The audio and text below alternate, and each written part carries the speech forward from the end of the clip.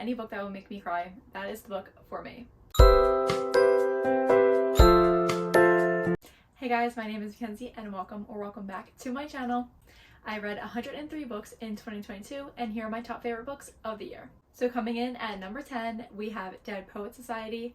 This is a book about a group of young boys who go to an elite all-boys boarding school. At the school, the boys are taught by John Keating, who is an English teacher, and he has non-conventional teaching methods. He teaches the students about the freedom to express their ideas in literature, and he teaches them through poetry. And the boys that go to this boarding school, they have very strict parents who want nothing in life but for their boys to succeed. And so these boys turn to their English teacher, Mr. Keating, for help. The reason why this book is in my top 10 favorites is because of the message behind the book. Mr. Keating always says to his students to seize the day, basically meaning like you only live once and you should live the life that you want to live. Dead Poets Society is also a movie. I haven't seen the movie yet, but Mr. Keating is played by Robin Williams, so I can't wait to check it out. So up next, coming in at number 9, is Open Water. This is a beautifully poetic story about a young black British man in London, and you watch him fall in love with his best friend. But the story is so much more than a typical romance. The author's writing style is unique and bold, leaving his main characters unnamed and using second-person narration. It doesn't feel like you're reading a story in this book. It kind of just feels like you're having a conversation with your friend, which is why I loved it so much. The main character goes through a bunch of things throughout the story, but he opens up with his emotions and he says things that he typically wouldn't open up to with his friends. Quotes in this book are just so beautiful, and it's definitely one of those books that I think everyone should read at least once in their life. A beautifully, delicately written novel about love, about being seen, about vulnerability, and mental health. That right there, it basically just summarizes what this book is about, and I highly suggest picking it up. The next book I'm going to be talking about is one that I think deserves way more hype, and that is Mary Jane. This book is about Mary Jane, who is a 14-year-old living in Baltimore and has lived a very sheltered life. She has very conservative and religious parents. Her life soon changes when she decides to pick up a babysitting job for one of her neighbor's kids, a 5-year-old named Izzy. So Mary Jane helps babysit for the Cones family, and the father of this family is a psychiatrist, and he's currently helping a famous rock star overcome a serious drug problem. The famous musician and his actress wife move into the house during the summer. The family that Mary Jane babysits for isn't your typical family. The house is always chaotic, and throughout the summer, Mary Jane learns so much more outside of her sheltered life. This coming-of-age story was so much fun to read. I highly suggest reading it during the summer because it just has major summer vibes, and it also reminded me a little bit of Daisy Jones and the Six. Because this book has similar topics. It mentions like drugs, sex, rock and roll, and music. I loved all the characters and Mary Jane's obsession with records. I definitely suggest picking this book up if you're looking for a fun read. Another favorite of mine for the year was The Kite Runner. I know a lot of people read this book in high school. I didn't, but I definitely think it is one that everyone should read. The story takes place in the 1970s in Afghanistan, and it follows an unlikely friendship between two young boys. The story is one of friendship, betrayal, love, and family. This book has one of my favorite quotes. It's called "For You 1,000 Times Over." It is just so beautifully written, will definitely pull at your emotions, and will make you cry.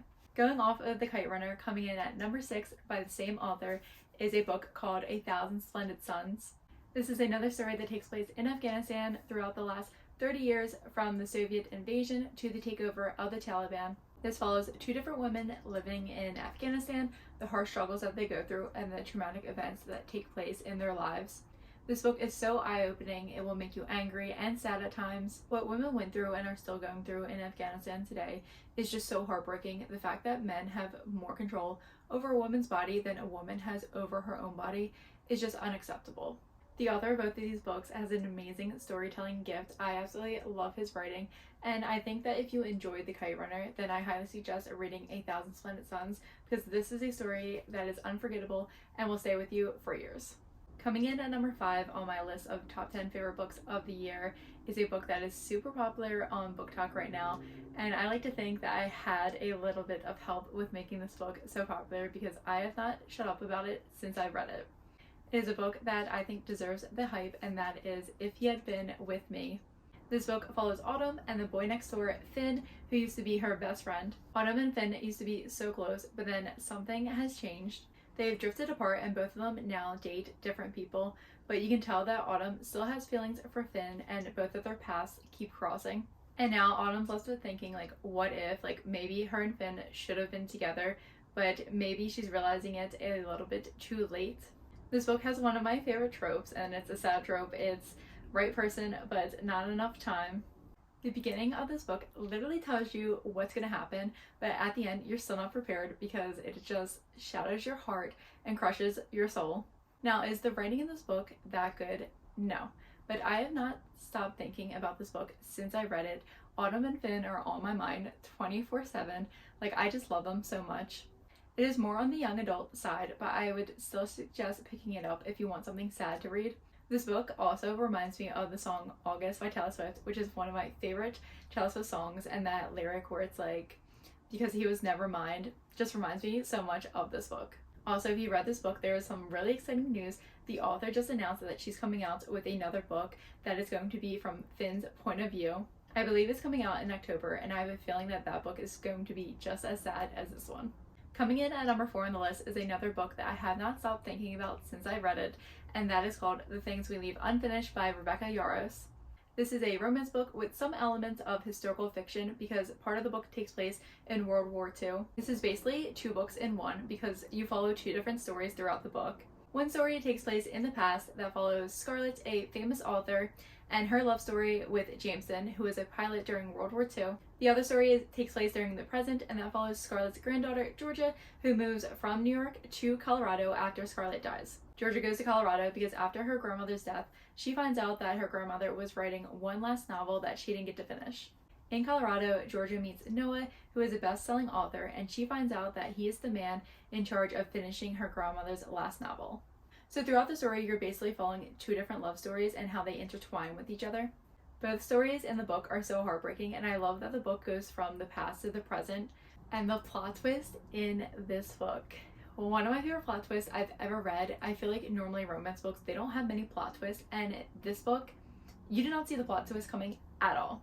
The Things We Leave Unfinished literally gave me chills. With an ending that's not a happy one, the book demonstrates the risk that we take for love, and it's one of those books that I always will recommend to people. Coming in at number 3 on my top 10 favorite books of the year is a very sad book, and if you haven't noticed by now, I love reading books that will just make me cry and sob for hours. I don't know what it is, I just love reading sad books. They just tear at my heart. Like, any book that will make me cry, that is the book for me. So my third favorite book of 2022 is called The Way I Used to Be. This is just a very sad and realistic book. Definitely look up the trigger warnings before reading it, but this story follows a young girl named Eden who was sexually assaulted by her brother's best friend. Told in 4 different parts, we follow Eden throughout high school as she tries to find the strength to navigate through this traumatic event that happened in her life. This book is just so sad. It's so hard to explain it, but I'll just read a little bit on the back. It says, what she thought she knew to be true are now lies. Nothing makes sense anymore, and she knows she's supposed to tell someone what happened, but she can't.